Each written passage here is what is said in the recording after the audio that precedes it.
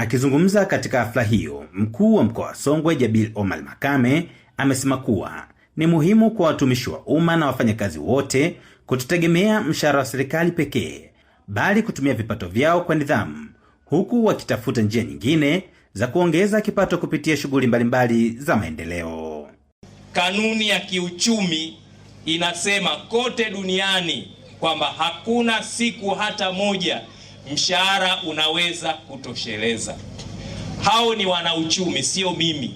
Wajibu wetu ni kuweza kuona namna ambavyo tunavyoweza kuchangamkia fursa zingine zinazotuzunguka badala ya kutegemea kipato tunachokipata peke yake kutokana na kazi tunazozifanya. Ni swala la kuangalia nidhamu ya matumizi ya fedha. Najua mnaweza mkawa na watu wawili, mmoja ana mshahara wake mkubwa, mwingine ana mshahara wake mdogo, lakini huyu mwenye mshahara mdogo, maisha yake ambayo anaishi ni maisha ambayo ni bora na ni ya kimaendeleo makubwa kuliko yule mwenye mshahara mkubwa. Kwa upande wao, viongozi kutoka sekta mbalimbali wamemwomba mkuu huyo wa mkoa kwa kushirikiana na serikali kuangalia upya baadhi ya sheria wanazozieleza kuwa ni kandamizi kwa watumishi, wakiamini kuwa hatua hiyo itasaidia kupunguza changamoto zinazowakabili na kuongeza ufanisi kazini. Zipo changamoto nyingi ndani ya mkoa. Zingine unao uwezo wa kuzitatua mwenyewe na zingine baadhi una uwezo wa kuzisosi au kusogeza mbele kwa ajili ya kupata mwafaka wake. Tumeeleza mambo mengi.